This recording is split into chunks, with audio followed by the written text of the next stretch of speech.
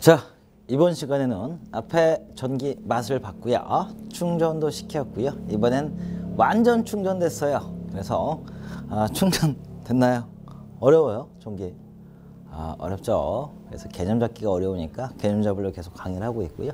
여기는 뭐 개념이랑 좀 관계는 좀 멀지만은 이제 맛을 받고 충전시켰고 완충됐으니까 전기의 어떤 역사부터 좀 가장 기본적인 어떤 사항 좀 보도록 할게요. 뭐 문자, 기호, 단위.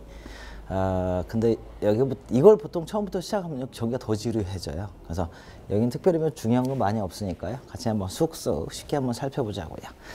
자, 전기반원총 테마 3. 자, 챕터 1 전기의 역사를 살펴보자. 국내는 어떻게 해요? 1887년대 도에 경복궁에서 어떻게 해요? 발전기가 설치됐죠. 그래서 막 에디슨의 어떤 전구 발명하고 몇 년? 8년 만에 우리나라로 들어오면서 마술이다 라고 했는데 그게 어떻게 해요? 우리나라에 처음 들어온 계기가 됐고요. 자, 이제 전기 세계 전기 역사 보시면요. 발견은 어떻게 기원전 우리 탈레스라는 분이 호박을 문지르니까 뭐가 되더라? 수박이 되더라. 우와, 신나더라. 그래서 어떤 마찰이 일어나더라 해서 정전기라는 걸 발견했고요. 그 뒤에 길버트가 어떻게 해요? 어떤 전기라는 단어를 여기서 사용했고요. 그 다음에 자기약 이런 실험을 하면서 어떤 그 전기의 가장 시초가 되는 연구를 길버트가 시작했고요. 그 다음에 프랭클이라는 분이 어떻게 해요? 번개의 성질을 확인해서 우리 피리침이라는 걸 발견했고요. 그 다음 이제 쿨롱이죠. 우리가 주로 이제 시험 문제 나오는 게 여기부터죠.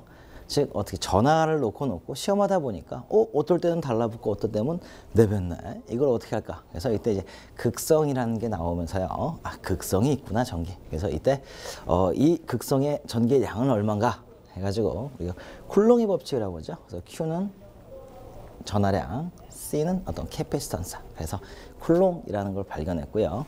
그 다음에 그 뒤에 이제 볼타가요. 어떤 전기를 충전시키는 방법을 개발해서 볼타 전지. 그다음 볼트라는 게 나왔고요. 자, 웨르스테드가 뭐 했냐면 이제 전기가 흐르니까 주변에 자기장이 발생하더라. 이 웨르스테드의 연구를 기반으로 이제 앙페르가 뭐냐면요. 전기장이 어떻게 해요? 자력선을 또 이제 발생시켰다는 것보다 발견했다는 거죠. 그러면서 어떻게 무슨 법칙이야? 왼손, 오른손 했다는 거고요. 자, 그 뒤에 또 어떤 게 있냐면요. 우리 전기를 두 개를 붙였어요. 이중금속을 붙이고 여기 열을 발생시키니까 어떤 전기가 또 흐르더라. 이중금속에 무슨 차? 기본 대전량의 차가 되겠죠. 이래서 쨘백 효과가 나왔고요. 그 다음에 어떻게 해요? 오음 아저씨죠. 오음. 발음이 안 좋아. 오음. 자, 오음 할아버지가 뭘 했냐면은 V는 IR 해가지고요. 전류는 전압과 비례하고 그 다음에 저항과는 반비례한다. 아주 지금 보니까 간단하지만 이때는 어마어마한 법칙이죠. 그래서 오음의 단위를 썼고요. 보니까 짱나. 뭐가 짱나요? 이분들은요. 정말 오랜 시간 전부터 어떻게 해요? 연구를 하면서 자기의 업적을 단위에 이렇게 썼어요. 좀 속상하죠. 우리도 뭐 좀 개발하고 이런 좀 세계적인 단위 좀 썼으면 좋겠는데 우리나라 분이 안 계세요. 그렇죠? 자, 그 다음에 이제 패러데이라는 분이 또 뭐 했냐면은 전자유도가 되더라. 야, 이렇게 갖다 댔더니 이렇게 자성의 어떤 힘이 발생해서 유도가 되더라. 이렇게 코일을 감아서 이렇게 밀어보니까 어떤 또 전기 기전력 이런 것이 발생하더라. 그래서 어떤 전자기의 유도, 외부적인 힘을 더 발생시켰고요. 여기서 나온 게 뭐예요? 우리 페럿이라는 단위죠. 인덕턴스라는 게 나왔고요. 그 다음에 이제 헨리예요. 헨리. 즉 전기와 자기의 변환 관계. 전기와 자기의 변환 관계 하면서 어떻게 해요? 헨리.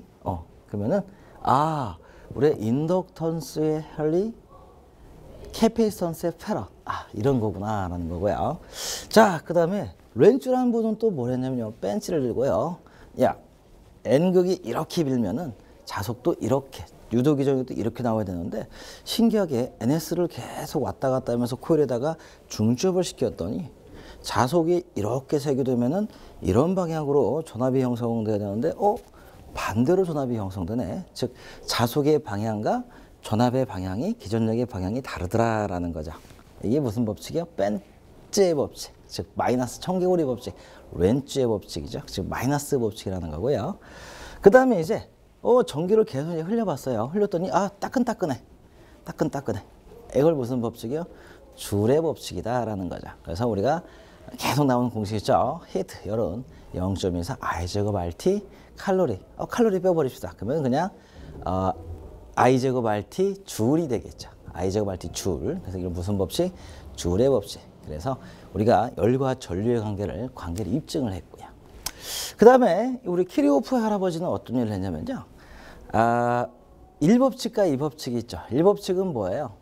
1법칙. 들어오는 전류의 합과 나가는 전류의 합은 같다. 지금 보니까 되게 유치하잖아요. 근데 그때 당시에는 어마어마한 일이었어요. 왜냐면요. 전하를 봐 관찰하고 외부적인 힘이 있다라고 이렇게 발견할 정도인데 들어오는 전류와 나가는 전류의 합을 실험체로 연결해서 이걸 정량적으로 봤다는 것은 대단하고요. 더욱더 대단한 건 뭐냐면요. 이 법칙이에요. 이 법칙은 뭐예요? 전압의 법칙이라고 하는 건데요. 여기서 보낸 어떤 기전력의 합과 부하에서 걸리는 전압강의 합은 같다라는 거죠. 이게 전압법칙, 이 법칙이고요. 이건 정말 어렵게 시험을 했을 것 같아요. 왜냐면 지금처럼 막 전류계가 있고 전압계가 이걸 시험할 수 있고 그런 게 아니잖아요. 어떤 실험 장치도 없는 상태에서 이걸 했다는 건 대단한 거죠. 물로 했으면 눈으로 보이니까 뭐 물 쭉 쏟고 들어왔냐 나갔냐? 양동이에 담아봐라. 똑같네. 이렇게 볼 수 있지만 전기는 그렇지가 못한다는 거죠. 그 다음에 이제 휘스톤 할아버지가 또 뭐 했냐면요. 어떤 폐회로를 만들고요. 이렇게 크로스로 하고 나니까 이렇게 크로스로 배치하고 나니까 여기에 어떤 가변저항 성분이 있으면은 이 어떤 브릿지 회로를 가지고 하나, 둘, 셋, 네 개, 이 네 개를 브릿지로 연결해서 이쪽의 저항의 크기를 이쪽을 조정하면서 알 수가 있구나. 이런 어떤 브릿지 회로를 만들었고요. 그래서 어떤 비례 측정 장치. 자, 그 다음에 에디슨 할아버지가 또 뭘 했냐면 워낙 유명하신 분이죠. 백열등을 개발했어요. 여러분 이 영화에 있어요. 에디슨 테슬라 영화 했는데요. 테슬라는 에디슨의 조수에 있다가 둘이 마음에 안 맞았어요. 테슬라는 섭섭함만 있어가지고 이렇게 나와서 다른 연구소에서 창업을 해서 이제 개발을 했죠. 그래서 에디슨은 뭘 주장하고요? 직리를 주장하고요. 그 다음에 테슬라는 교류를 주장하죠. 그래서 끝내는 뭐 엄청난 싸움이었죠. 엄청난 싸움이었는데 누가 이겼어요? 끝내는 테슬라, 교류가 이겼죠. 근데 요즘 가다 보니까 이 두 분 다 거의 뭐 천재예요. 그 영화에서 보면 뭐 에디슨을 이렇게 뭐 어떤 사업가적인 기질로 이렇게 얘기하는데요. 이건 역사를 바꾸는 어떤 실험가 정신이 대단히 뛰어나신 분이고요. 거기에 플러스 조금 이제 정치적인 감각이 있었다고 보고요. 테슬라도 엄청난 뛰어나신 분이고요. 에디슨 이 백열등의 어떤 텅스텐 필라멘트를 연구를 하면서 정말 애를 많이 썼어요. 즉 뭐냐면은 전자가 다 튀어나가잖아요. 전자가 이렇게 필라멘트를 통해서 저항이 세니까 전자가 계속 흐르지 못하고 튀어나가는데 그 전자가 뭘 가지고 나간다고요? 열을 가지고 나가요. 열. 근데 열이 나오니까 빛이 보이는 거예요. 그래서 효율이 안 좋은 거예요. 열로 많이 보내니까요. 에너지가 100이 가는데 열로 80% 가고 빛으로 20% 보이는 거죠. 그래서 백열등 요즘 잘 생산은 안 되고 있지만요. 근데 계속 전자를 보내니까요. 이 필라멘트가요. 퍼석퍼석해져요. 퍼석퍼석. 그래서 엄청난 광물을 가지고 실험을 해요. 즉 자기는 보존을 하면서 외부로 전자만 보내는. 그래서 상당히 대단한 어떤 시대를 어떤 앞에 이론을 가지고 실물을 만든 게 여기죠. 위에는 이론이잖아요. 이론, 흐른다, 외부 자기장이 있다, 합치니까 쿨롱이 생긴다, 파레드라고 부르고 헨리라고 부르고 이런 것만 발견했는데요. 실제 여기에서는요, 이제 위에 있는 전기, 지금까지 발견된 전기의 이론을 가지고 제품, 물품, 전기를 사용한 상용화를 했다는 게 가장 큰 영향이고요. 그래서 에디슨, 그 다음에 그의 조수였던 테슬라 다 훌륭하신 분들이다, 대단히. 그래서 직류 교류 이렇게 서로 옹호해가지고 끝내는 장거리 송전이 가능하고 회전력으로 움직일 때 어떤 잘 적응성이 뛰어난 교류가 옹호됐지만요. 실제 요즘 보시면은 해저 케이블 볼 때는 뭘로 가요? 우리 제주도로 뭘로 갔죠? 이 제주도 송전할 때요. 해남에서요. 해저 케이블로 갔어요. 해저 케이블요. 해저 케이블로 갈 때 뭐가 있냐면은 우리 앞에서 배웠죠. 교류에는 무슨 특성이 있다고요? 정전유도, 자기유도. 이런 현상 때문에요. 같은 에너지를 보내더라도 케이블이 좀 두꺼워야 돼요. 손실도 많이 발생하고요. 케이블만 두꺼운 게 아니라 이 케이블이 뭐 3개가 왔다. 뭐 이렇게 그러면 이 배관도 두꺼워야 돼요. 뭐 우리는 상관없지만은 어떤 효과, 표피 효과, 근점 효과라는 게 있어가지고 전류가 한쪽으로 몰리든지 아니면 뭐 요요 사용 면적이 적든지 이런 현상이 일어나서 두꺼워요. 그 다음에 센 전압으로 보내야 되고요. 근데 직류 송전하니까 와 너무 좋은 거예요. 왜냐면은 이런 효과가 없어요. 직류에서는요. 그래서 배관도 전선도 작아지고요. 특히 어떻게 해요? 이런 그 해저 케이블이면 어마어마한 수압을 견뎌야 하잖아요. 그래서 우리가 이쪽 배관도 작아지고요. 그 다음에 송전 손실도 좋고요. 근데 한 가지 문제가 있죠. 우리 발전기는 교류를 생산해요? 직류를 생산해요? 그렇죠. 직류 발전기도 아주 요즘 이제 전기 자동차 나오면서 직류 발전기나 전동기도 많이 개발이 됐거든요. 근데 실제로 보면요. 현재 모든 그 뭐 앞에서 설명한 증기 터빈이라든지 가스 터빈 다 교류 발전이에요. 그럼 여기서 교류를 가지고 뭘로 바꿔줘야 돼요? 직류로 바꿔줘야 되죠. 직류로 바꿔줘서 해저 케이블을 간 다음에 또 여기서는요. 그렇죠. 직류를 다시 또 교류로 바꿔야만이 우리가 어떤 송전이 가능하다라는 거죠. 그래서 좀 어떻게 해요? 복잡하지만은 이쪽 배전 쪽 연구가들이 연구를 했더니 이게 더 경제적이다라는 거죠. 그래서 얘를 뭐라고 하냐면요. HDVC, 즉 그 HVDC 거의 뭐 1700kV급이에요.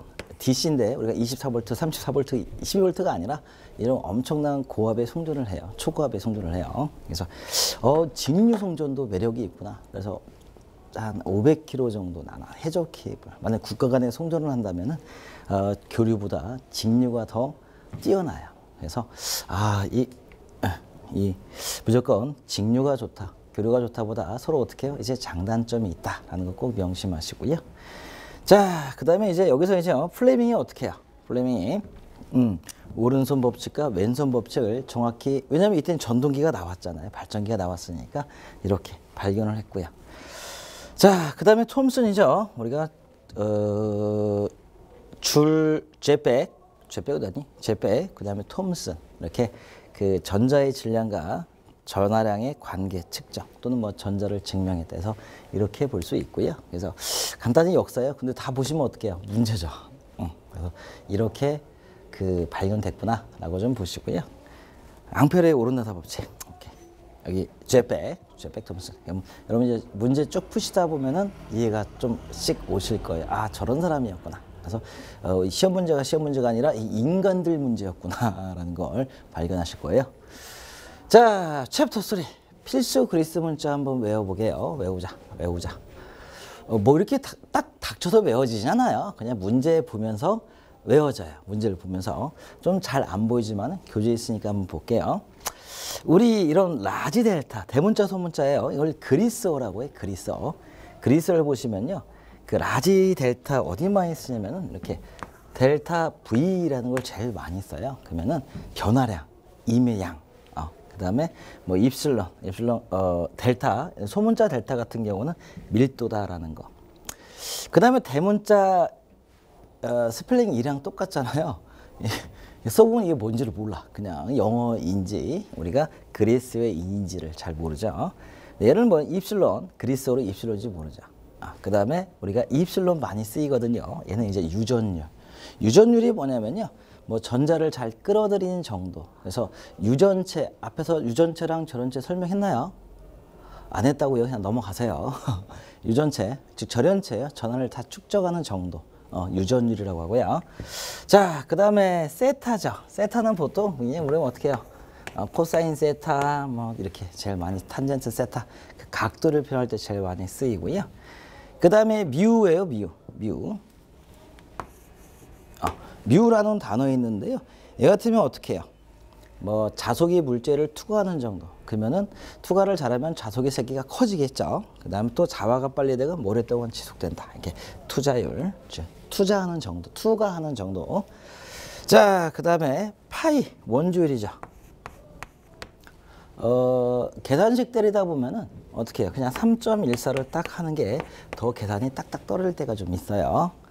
자, 그 다음에 로우죠, 로. 이 소문자 로로 많이 쓰이죠. 보통 로는 어떻게 해요? 우리가 고유저항이라고 하죠. 고유저항 또는 뭐 저항률이라고도 하고요. 여러 가지 의미로 많이 쓰이죠. 로우. 자, 그 다음에 시그마죠, 시그마. 얘는 이제 전독성, 또 이제 산수에서 보시면 어떤 수의 전체 합. 그래서 산수에서 쓰일 때는 보통 뭐가 많이 쓰이면 이 시그마가 많이 쓰이죠.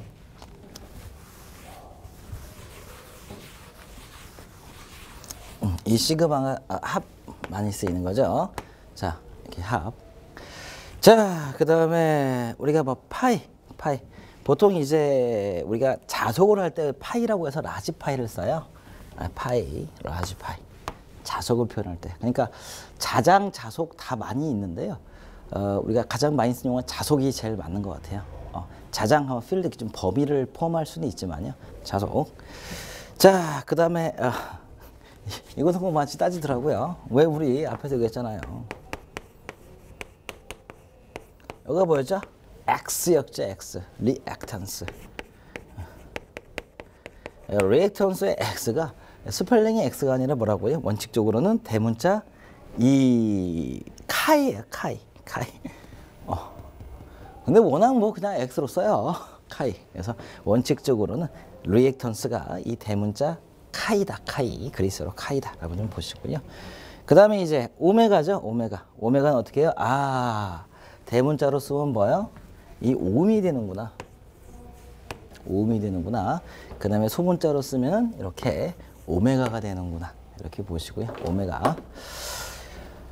자, 그 다음에 이제 단위예요. SI 단위라는 건데요. 전 세계가 각각 단위가 틀리잖아요. 그래서 각각 물리학자들이 모여서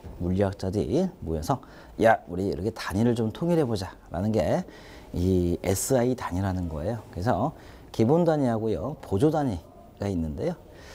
기본 단위에 먼저 볼게요. 딱 7개를 정해서 다 통일해 보자라는 거였어요. 길이는 메타, 질량은 킬로그램, 그 다음에 시간은 세크, 전류 암페어, 온도는 켈빈. 뭐 다 아시겠죠? 많이 쓰니까요. 근데 여기는 좀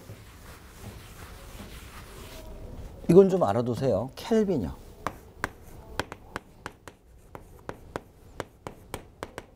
우리는 뭘 써요? 이렇게 섭씨 온도를 쓰죠. 켈빈 온도예요. 뭐가 다르지? 라는 거죠. 얘는 우리가 뭐라고 하냐면요. 그냥 실용 온도라고 해요. 실용 온도야. 실용 온도. 이 온도 기준은 뭐냐면요. 그냥 0도씨가 되면 어떻게 해요? 이하로 가면은 얼고, 이쪽으로 가면은 액체이고, 그 다음에 100도씨가 넘어가면 어떻게 돼요? 끓고. 이걸 기준한 게 섭씨 온도예요. 근데 켈빈은 무슨 온도라고 하냐면요. 실용 온도가 아니라 절대 온도라고 해요. 이 절대 온도의 뜻은 뭐냐면요. 얘는 뭐 전기가 아니라 그냥 상식으로 좀 알아두자고, 상식으로. 자, 어떤 빛의 적이 있고요. 여기 온도예요. 도시예요, 섭씨예요. 온도를 낮춰봤더니 한 마이너스 한 190도 정도, 190 정도씨, 도씨 정도 되니까 우리가 어떤 물리학적인 현상을 이용해서는 더 이상 갈 수가 없더라. 더 이상 못 시키더라. 온도를 더 강화를 못 시킨다는 거죠. 온도를 대부분 우리가 뭐 대형 컴프레셔, 뭐 에어컨 이런 거 보면 어떻게 보통 온도를 내리냐면요. 이 배관에다가요 아주 작은 오리피스를 설치해요. 그럼 액체가 가다가 어떻게 여기 가면서요. 엄청난 압력을 받겠죠. 압력이 올라가면서 온도가 내려가요. 이런 현상이야. 이런 현상을 이용해 가지고요 온도를 낮춰요. 그러니까 냉방기에서 대형 컴프레셔라고 해요. 힘쓰는 게요. 그게 왜 필요하냐면 이런 것 때문에 필요해요. 이게 가장 기본인데 여기는 그렇게도 뭐 그거 가지고도 못 내려. 화학적 반응을 일으켜서 내려봤더니 여기까지 못 내리더라. 자, 그러면 어떻게 하냐? 계속 그냥 컴퓨터 그래픽을 통해서 쭉 내려보니까 우리가 최대 자연 상태에서 내릴 수 있는 온도를 만약에 내려간다라고 보면은 마이너스 273도씨까지 내려간다는 거예요.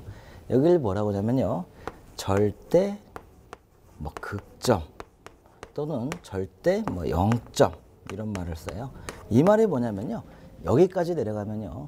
우리 그 전자가 이동하고 막 전리 여기 막 이렇게 했었죠. 이런 것을 아예 못하고 모든 자연 물체에 모든 존재하는 분자, 전자, 양성자, 중성자들이 딱 정지를 해요. 움직이지를 않아요. 그걸 뭐라고 하냐면 절대 0점이라고 해요. 자, 이 절대 0점을 왜 이렇게 설명드렸냐면요. 우리가 섭씨라는 것은요. 우리가 절대 온도 켈빈이라는 것은 여기를 0 켈빈으로부터 시작을 해요.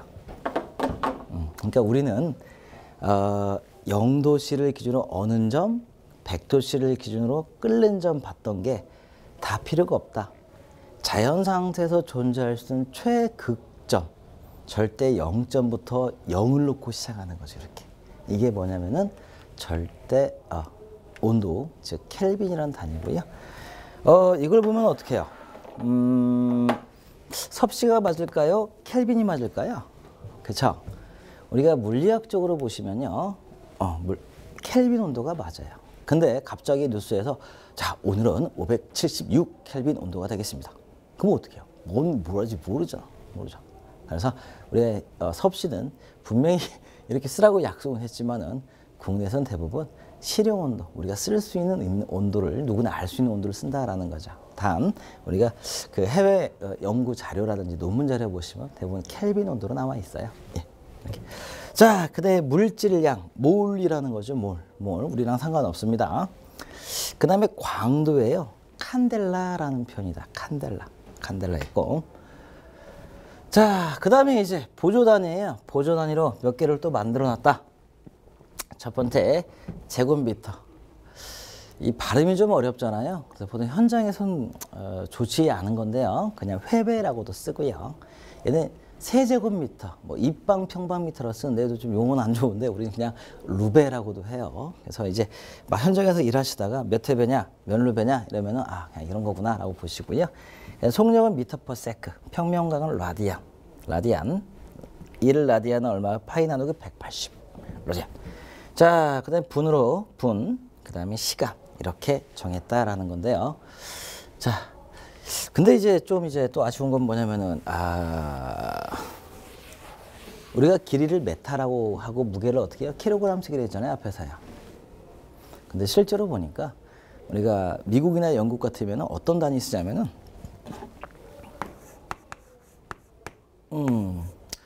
피트 파운드가 이렇게 되나요? 그냥 피트 파운드 아직도 쓰고 있어요. 그래서 전 세계에서 미국만 빼고 다 쓰는 단위라. 그래서 기본적으로 보시고요. 자, 그 다음에 이제 우리가 이제 전기에서 쓰는 어떤 단위들이에요. 전기에서 쓰는 단위들인데요. 전류, 전압, 저항, 전하량, 일률, 와트, 쿨롱, E, D, 에타, HB, 뮤, 파이, L, F, F, G. 이제 많이 사용하는데요. 실제로 여러분들이 앞에 공부를 다 하시고 나서 한번 보세요. 그러면은 여기를 다 하고 나서 이렇게 한번 봤더니 공부 잘했다라고 하시면은 이 의미가 올 거고요. 잘하지 못했다라면 의미가 안 올 거예요. 그래서 잘했나 안 했나 확인 한번 꼭 해보시고요. 자, 단위 변환 익혀보자라는 거죠. 단위 변환. 보통 이제 우리가 단위 변환 좀 어렵잖아요. 그래서 가장 기본적으로 좀 보시면은 일단 10의 0승은 1단위고요. 우리가 키로 하면은 3승이 공이 3개 붙고요. 메가라고 하면 공이 몇 개요? 6개가 붙고요. 그 다음에 기가라고 하면 9개가 붙죠. 실제로는 전기에서는 어디까지 써요? 여기까지밖에 안 써요. 여기까지 메가까지 쓰는데 거의 뭐 전체 뭐 국내 발전량 할 때 이제 기가와트까지 들어가는데 거기까지는 좀 무리인 것 같고요. 자, 그다음 센티미터는요. 12-2승. 0으로 뒤로 두 개 가는 거죠. 밀리는 12-3승. 마이크로는 12-6승. 여기까지는 보통 계산식이 나오고요. 그 다음에 나노까지는 좀 힘들 것 같아요. 10-9승. 그 다음에 피코는 10-12승. 네, 보통 어떻게 움직이죠? 세 개 움직이죠. 세 개, 3, 3, 3, 3. 네. 자, 변환 방법. 뭐, 상식적으로 좀 아시겠죠? 네. 이거 뭐 계산기 두드리면 좀 많이 어렵죠? 10-1승, 10-4승을 두드리든지 아니면은 0.0000001 하든지. 자, 우리 챕터 5번에 전기 기초 용어 앞에 있는 용어 한 번 더 보고요. 혹시 빠진 거 있나 한번 보자고요. 분자. 한자를 좀 써놨어요. 우리 영감님들 한자 좋아하시죠? 저는 한자를 싫어해요. 선생님이 미웠어. 한자. 제 이름 한글이에요. 뭐야? 그 다음에 제 이름 절대 가명 아니에요. 본명이에요. 외부 강의 가면 자꾸 물어보더라고요. 강사님 본명이 뭐세요? 넘어갔어요. 또 물어보더라고요. 사람이 우리 이름을, 제 이름을 가명으로 생각하는구나. 저희 누님 이름이 황사랑이고요. 둘째 누나 이름이 황하나. 그래서 제 이름이 황모아예요. 그래서 사랑을 하나로 모아서. 예쁘죠? 라고 하면 저희 아버지 다 국문학자세요. 라고 하면 다 믿더라고요. 저희 아버지는 주류학자예요. 주류. 술김이 지셨는데 이쁘죠? 자, 여기도요. 한자 한번 보시면은 의미가 딱 떨어져요. 즉 분자하면 어떻게 해요? 나뉠 뿐 아들자죠. 나눌 수 있다라는 거. 그 다음에 결합으로 이루어져 있다. 자, 원자라는 것은 근원, 원, 아들자. 그래서 더 이상 쪼개지지 않는 하나의 입자다. 원자. 여러분 아톰이라고 하죠. 아톰 기억나시죠? 일본의 그 아톰 로봇. 자, 그 다음에 원자 핵이에요. 원자 핵. 얘는 근원, 원, 아들자의 핵심 핵. 자, 양성자, 양자라고 저는 했죠. 그 다음에 중성자. 솔직히 뭐 중성자 우리가 뭐 쓸 리는 없고요. 자, 그 다음에 전자라는 거죠. 전자. 전자. 전하, 자유전자. 구분 한번 해볼까요? 자, 먼저 뭐 먼저 하죠? 전자. 당기고 있는데 외부 에너지에서 자유를 찾아 나간다. 자유를 찾아 나간다. 이 나간 걸 뭐라고 한다? 자유전자고, 자유전자가 저쪽에 붙으면은 얘는 마이너스 극이 되고 얘는 전자를 잃어버렸기 때문에 플러스가 된다. 그 다음에 전하라는 건 뭐라고 했죠? 전자의 뭉탱이. 전류는 뭐였죠? 뭉탱이 전하의 흐름이다. 뭉탱이 전하의 흐름이다. 그 다음에 전원. 전기를 발생시킨 근원적인 힘이 전원이다라는 거. 자, 자유전자예요. 어떤 영향에 의해서 이동하는 외곽전자다. 그래서 자, 전개 필드라고 해요. 필드. 어떨 때 쓰냐면요. 어디까지 내 필드가 미치냐라는 거죠. 이 필드. 그래서 전장 또는 뭐 전개 뭐 이렇게 얘기를 표현하고요. 자, 그다음에 정전유도 유도가 하나 뭐 있었죠? 자기유도. 자기유도는 뒤에 가서 이제 뭐 상어유도, 전자유도 엄청나게 많이 확대되지만 딱 정전유는 하나예요. 어떻게 해요? 대전되지 물체에 대전된 극성을 갖다 대니까 여기에 이게 플러스면 이게 마이너스 된다는 거죠. 자화로 설명해 볼까요? N글 갖다 대니까 어떻게 해요? S글로 된다. 이것도 정전유도예요. 좀 본질적으로 뭐 분리하면 틀리겠지만은 뭘 갖다 대니까 자화되더라. 이게 정전유도. 여기 보이지 않는 뭐가 플러스 마이너스 이게 존재하더라라는 거죠. 저 차폐 쉴드 했다는 거죠. 앞에서 했나요? 쉴드. 차폐를 해버리면 어떻게 해요? 0볼트가 되고 차폐를 하고 보통요 접지를 해요. 그러면은 여기가 고전위가 오다가 0볼트니까 0이 돼버리고요. 전자유도, 자기유도, 정전유도가 들어오지 않는 게 차폐라는 거예요. 보통 군사시설 같은데 이렇게 설치하는 게 차폐예요. 차폐. 자, 알았어요. 자, 전력선이 지나가요. 엄청 세요. 자, 여기 집을 짓고 살아요. 근데 이 집에 왔더니 3대째 번개 맞아서 돌아가신 집 외아들이에요. 살고 있어요. 야, 안 되겠다. 여기를 차폐해보자라는 거죠. 근데 유도에는 두 가지가 유도가 있어요. 무슨 유도요? 이렇게 자기유도. 무슨 법칙이요? 앙페르의 우르나사 법칙. 그 다음에 눈에 안 보이는 뭐요? 플러스 마이너스를 어떻게 표현했었죠? 이렇게 콘덴서 용량을 표시했죠. 얘를 무슨 유도요? 그쵸. 정전유도였죠. 야, 이 집에 미칠 수가 있더라. 그러면 어떻게 하냐? 이 집을 차폐해버리자. 아주 간단해요. 철로요. 싹 감싸버려요. 아주 두꺼운 철로요. 그 다음에요. 여기다가 접지를 해요. 접지는 0V죠. 얘가 뭐냐면요. 고전위죠. 고전위가요. 여기 딱 오자마자 여기가 바로 접지하자마자 그 접지 연결의 도체는 다 0V예요. 0V가 되니까요. 자기유도된 어떤 자속이 투과를 하지 못해요.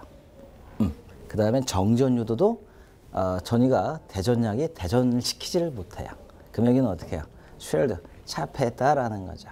실제 이 원리를 가지고 어떻게 쓰냐면요. 우리가 예전에 안테나선 이거 기억나세요? 이렇게 해가지고 그래서 비디오 있고 이렇게 촬영할 때 이렇게 앞에 삐쪽 하나 나와 있고 이렇게 있는 그 비디오선 쩍 연결했다. 얘를 뭐라고 하냐면요. ECX 케이블이라고 하거든요. 이 같은 경우 어떻게 되냐면은 전후전화에 있고요. 여기 외피가 이렇게 있고요. 다시 여기 보면 이렇게 그물망이 있고요. 그 다음에 또 뭐냐면 알루미늄 막이 있어요. 그 다음에 외부에 이제 잔뜩 시커먼 어떤 시즈라는 게 있어요. 이게 껍데기. 이 차폐선이에요. 얘를 가지고 어떻게 하냐면요. 단자에 연결하고 나서요. 접지에다 또 연결을 해요.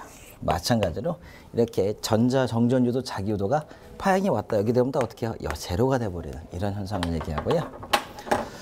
자, 그 다음에 이렇게 철판으로 만드는 경우는 있는데요. 실제 군사 시설이나 뭐 중요 시설 보면은 우리 콘크리트 중에 도전성 콘크리트가 있어요. 철가루는 콘크리트요. 걔는 어떻게 해요? 그렇죠? 이 도체라는 거죠. 그 안에 들어가면요. 전화기도 안 되고 아무것도 안 돼요. 특히 이런 거 창문 낼 때는요. 그 주파수에 맞춰서 이 방도 결정을 해요. 자, 그 다음에 디스차지 방전이죠. 고에너지에서 저에너지로 방류하는 걸 얘기하는 거죠. 조금 이제 전기학적으로 설명을 하면은 전자가 음전화로부터 양전화로 이동한 현상이다라는 거. 디스차징, 방전, 방류. 자, 전류자. 아까 뭐라고 했죠? 뭉탱이 전화가 흐른다라는 게 전류였죠. 그래서 흐를 류라는 거고요. 자, 전이차 전압. 그냥 어떻게 해요? 여기서 봤냐, 여기서 봤냐, 뭐 그 차이니까 같은 말이다라고 보시고요. 그 다음에 기전력. 전기를 일으키는, 발생시키는 힘이다. 일어날 기, 전기 전, 힘력. 기전력. 아우, 의미가 좋네요, 의미가. 일어날 기, 전기 전, 력. 그래서 여러분들 기전력을 가지고 공부를 하시기 바랍니다. 기전력, 기운을 살려줘요, 기운을. 자, 그 다음에 대지전압이에요. 중요하다고 했죠. 우리는 어디부터 0V예요? 여기서부터 0V 올라간다는. 기준이 되는 전압, 대지전압이라는 거고요. 자, 저항, 전기의 흐름을 막는다. 막는 건 좋은데 무슨 일이 발생하냐? 열이 발생한다. 그래서 저항과 이런 어떤 상당히 상호 밀접한 의미가 있다는 거. 자, 저항률이에요. 저항하는 비율, 전류를 막을 수 있는 값, 그 다음에 물질마다 다르다. 고유저항, 아까 로우로 봤었죠. 자, 전도율이에요. 고유저항이 반대겠죠. 얼마나 잘 흐를 수 있냐라는 거고요. 자, 전기 회로야. 전기가 나갔으면 그 회로 타고 들어온다라는 거. 그 다음에 제너레이터, 발전기. 직류 발전기가 많다고요? 교류 발전기가 많다고요? 교류 발전기가 많다고요. 자, 그 다음에 부하, 로드라고 해요. 부하. 전기를 사용하는 것들을 얘기하죠. 자, 회로도야. 간략한 기로로 배선도를 그린 것을 회로도로 간다라고 보시고요. 자, 배선도.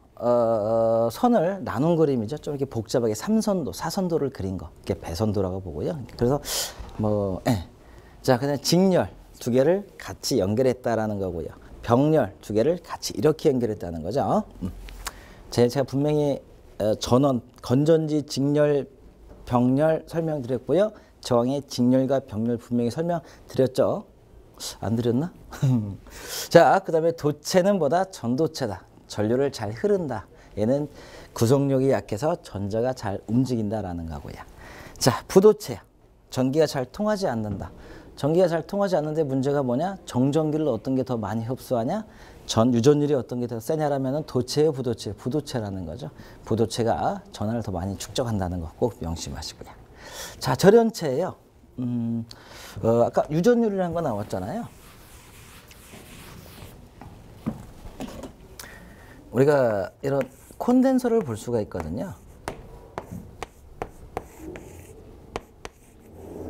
우리가 전기에서 세 가지 중요 팩터 R, L, C 보자고요. C요.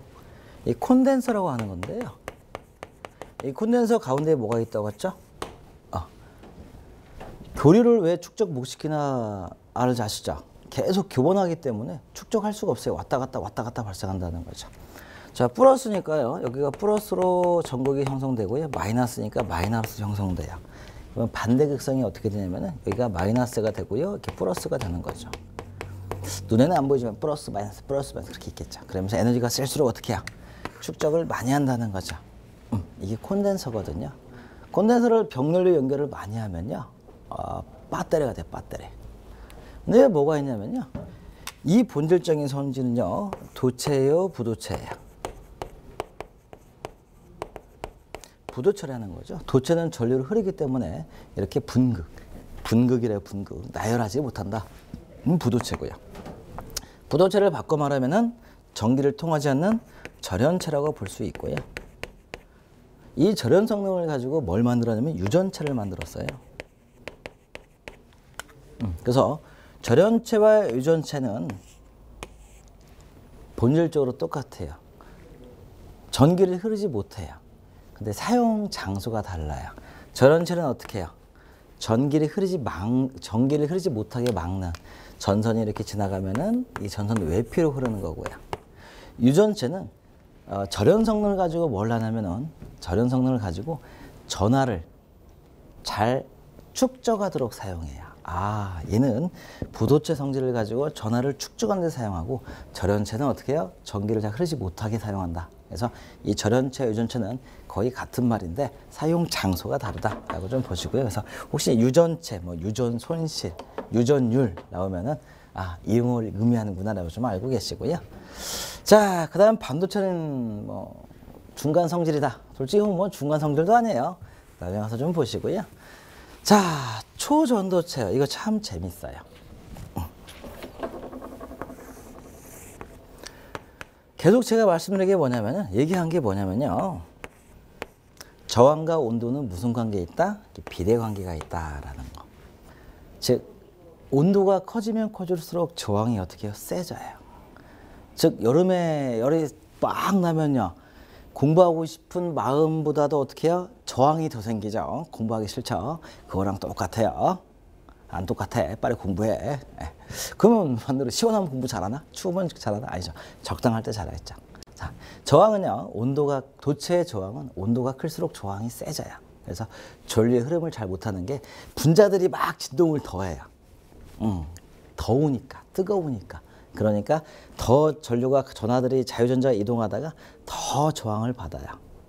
뜨거우니까 진동을 더해요. 자, 마찬가지로 얘는 뭐냐면요.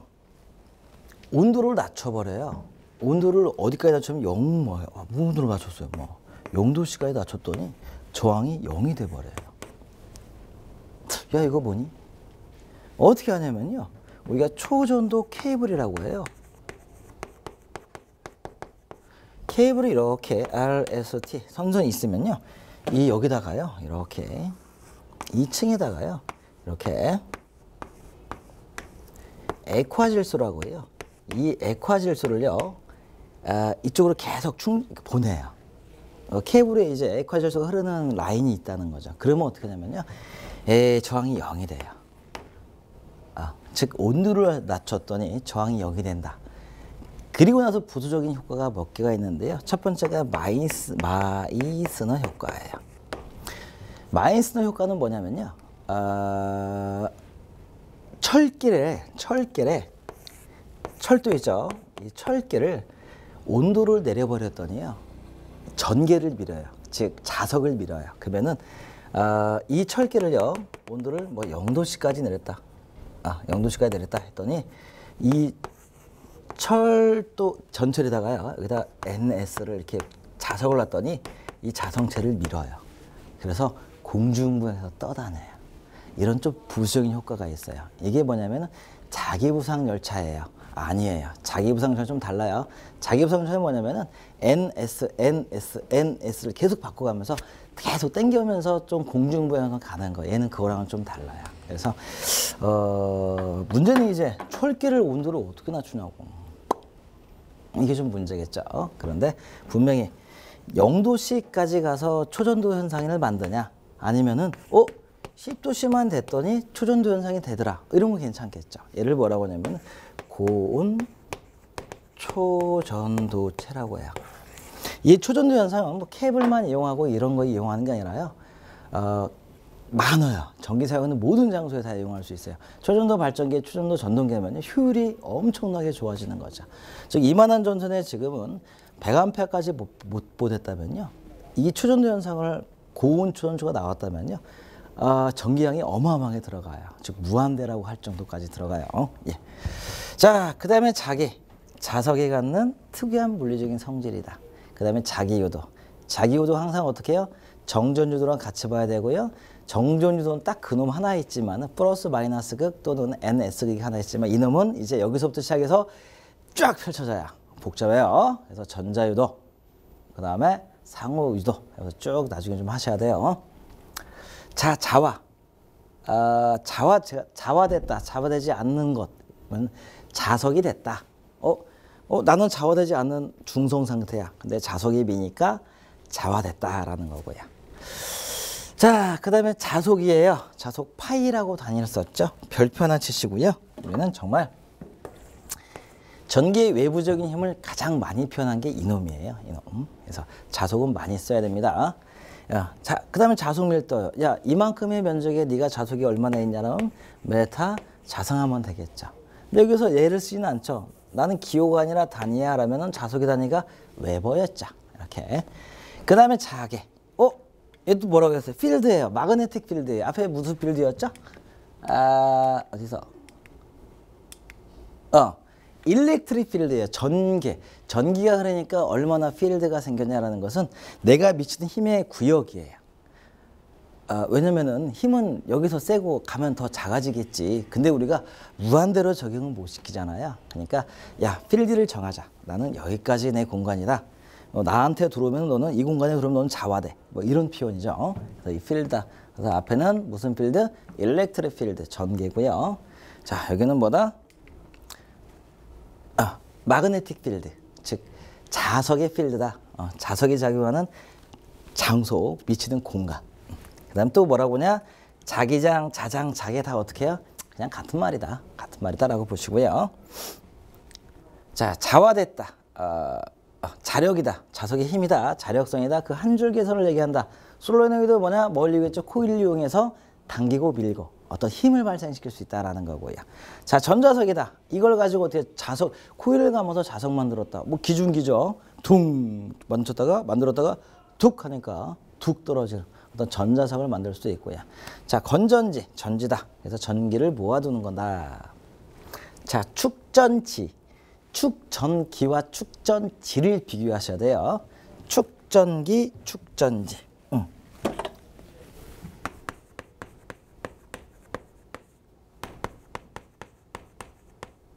아이고, 헷갈린다. 축전지는 뭐야? 배터리야, 배터리. 축전기는요, 뭘 말하죠? 앞에서 했나요? 그쵸? 얘는 콘덴서를 의미하죠. 얘는 잘 안 쓰는 용어인데 가끔가다 한 번씩 튀어나와요. 예. 자, 그 다음에 건전지야.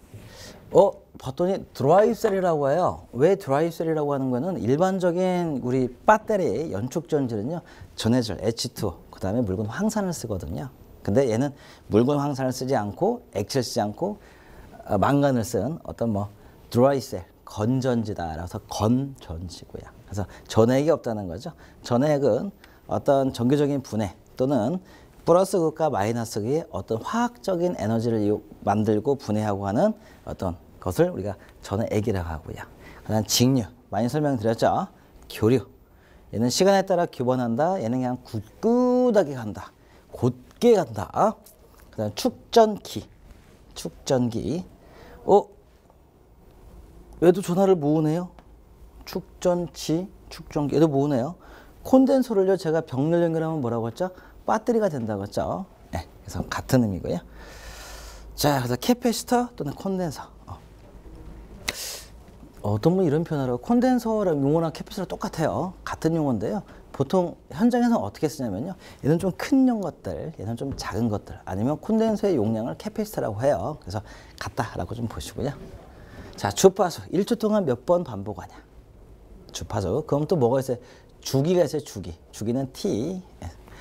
자, 그다음 발전소에서 전기를 생산한다. 변전소에요. 얘를 생산한 전력을 승합해서 보내기도 하고 강압해서 쓰기도 하고. 자, 송전이에요. 발전소에서 생산된 전력을 이제 변전소로 보내는 거예요. 그럼 몇 볼트라고 했죠? 154, 345, 765. 얘는 보통 우리 왜 산에 가시면 이런 철탑 있죠? 그쪽 라인을 뭐라고 하면 송전이라고 해요. 그 다음에 배전은 뭐라고 하냐면요. 우리 전봇대 타고 지나가는 거 있죠? 자, 발전소에서 전기를 생산하면요. 발전소 내에서 바로 어떻게 해요? 승합을 해요. 발전소 자체가 20kV짜리 터빈 거의 발전기인데요. 여기서 바로 승합을 해요. 몇 볼트로 승합하냐면은 154, 345, 765예요. 얘는 거의 안 쓰고요. 이 두 가지를 많이 써가지고요. 이제 여기서 승합해가지고요. 이제 철탑 있죠. 바로 철탑으로 송전을 해요. 철탑으로. 그러면 이 철탑이 어떻게 했어요? 금수강산, 강산에 이렇게 산이 쭉 있죠. 이게 뭐냐면 여기 이 범위를 우리가 송전이라고 해요. 얘가 쭉 와가지고요. 도심지 인근에서요. 이제 변전을 하죠. 이 변전소라고 하죠. 얘가 쭉 들어와가지고요. 여기서부터 뭘 어떻게 바꾸냐면은 이제 765, 345를요. 뭘로요? 이제 우리가 쓸 수 있는 22.9로 변전해가지고요. 이제 여기서는 어떻게 해요? 이 전주회로 이렇게 가든지. 요즘 이제 대도심 지역은 어떻게 해요? 거의 이제 지중화됐죠, 지중화. 여기서 구분을 정확히 하면요. 얘는 우리가 아니잖아요. 이거 만든 사람들이 이름을 짓는 거잖아요. 그래서 발전, 그 다음에 이 3, 4, 5, 7, 6, 5 부분을 뭐라고 하냐면 송전. 그다음에 여기를 뭐라 하면 변전. 그 다음에 여기를 뭐라고 하냐면요. 이 부분을요. 배전이라고 해요. 그래서 얘는 공사 스코프와요. 업무 스코프가 딱 정해져 있어요. 변전. 얘는 송전. 공사 자체가 달라요. 발전, 송전, 변전, 배전. 자, 그 다음에 승합, 전압을 올려라. 강압, 전압을 내려라. 그 다음에 우리가 전력량이다. 뭐 있죠? P는 VI. 그냥 파워는 VI예요. 여기부터 시작해요. V가 뭐였죠? 힘 쓰는 거. I가 뭐예요? 일을 하는 거죠. 힘 써서 얼마나 일했냐가 파워가 되는 거죠. 그래서 가장 기본적인 공식이고요. 누전, 전기가 샜다는 거죠. 누전, 접지, 감전. 앞에서 잘 배웠죠. 전 최선을 다했어요. 자, 그 다음에 감전. 찌릿하다, 감전. 어느 정도 되면 감전이 되냐면요. 우리 누전 차단기 몇 mA라고 했죠? 30mA 기준으로 하시면 돼요. 동작 시간이 0.03초거든요. 이 정도면은, 이 정도 위가 되면은 거의 사망할 가능성이 많고요. 물기 있는 장소, 화장실, 세탁실, 주방, 이렇게 지나가는 보일러실까지 가는 라인이에요. 거기 라인은 몇 mA짜리 써야 되냐면요. 15mA 써야 돼요. 이게 안전값이에요. 물기가 있으면 감전이 더 심하게 당한다. 그래서 이 라인은 누전 차단기 15mA 써라라는 거죠. 그럼 이렇게 생각해 볼 수 있죠. 야, 뭐야, 다 15mA 쓰지? 대부분 이런 거 쓰다가 거기 물기만 정도면 이거 쓰냐라는 건데요. 어떤 일이 발생하냐면은 이제 차단기가 자주 떨어져 버릴 수가 있어요. 신뢰성을 좀 잃어버리겠죠. 귀찮고. 그래서 이게 본인이 전기 좀 하셨다라면 이걸로 다 바꾸세요. 바꾸세요. 그러면 안전하겠죠. 자, 그 다음에 감전. 찌릿! 일렉트릭 쇼크. 전격이라고도 피해요. 감전됐다라는 거. 자, 접지. 땅속은 대지의 전기 어머니라는 표현 0볼트고요. 그 다음에 우리가 보통 볼트는 마이너스 볼테이지라고 하는데요. 상당히 대지는 중요한 의미가 있어요. 자, 필요액이 뭐였죠? 평상시에 절연 상태에 있다가 얘는 아무 데나 쓰는 게 아니죠. 우리 수변전 설비 큰 큐비클이라든지 아니면 산 위에 있는 막 정보통신 막 안테나 설비 있죠. 그런데 이제 써요. 필요액 같은 경우는 평상시에는 절연 상태에 있다가 낙뢰가 치면 어떻게 해요? 전기 설비로 갈 낙뢰를 어떻게 해요? 대지로 이어버리는 거죠. 그래서 낙뢰를 대지로 방류하는 게 필요액이다. 약어로 뭐예요? LA. 기호로는 어떻게 표시했죠? LA고 이렇게 표시했죠. LA. 자, 피레침. 얘는 뭐예요? 날카롭게 생겨가지고요. 대전되고 있는 어떤 뇌운의 에너지를요, 빨리 끌어당길 수가 있어요. 날카롭다. 날카롭다는 의미는 뭐냐면은 이 전하를 많이 발생시킬 수 있는 어떤 구조가 되거든요. 그래서 낙뢰를 끌어당긴다라는 거. 자, 여기까지 봐서 우리 생초보의 맛도 보고요. 충전도 시키고요. 완충도 했어요. 어때요? 개념 좀 잡히셨나요? 전기들 너무 어려워하셔가지고요. 공식 좀 빼고 제가 설명하려고 애는 많이 썼어요. 어려워요. 기초 강의가 더 어려운 것 같아요. 그래서 전기들 좀 이해 안 가시는 분들, 전기를 처음 접하는 분들, 뭐 기능사뿐만이 아니라 타 종목 있는 분들은 한번 이걸로 전기가 이렇구나라는 맛만 좀 보시기 바랍니다. 그래서 전기 맛보기, 우리 모아의 엉터리에 엉덩이 털고 일어난 전기 기능사 필기의 우리 생초보 전기 기초이론 강의 이걸로 마치겠습니다. 자, 여기까지 마치고요. 필요하신 분들은 이제 그 책 수업 내용 쭈르륵 나가니까요. 같이 내용 더 한번 보도록 하겠습니다. 수고하셨습니다.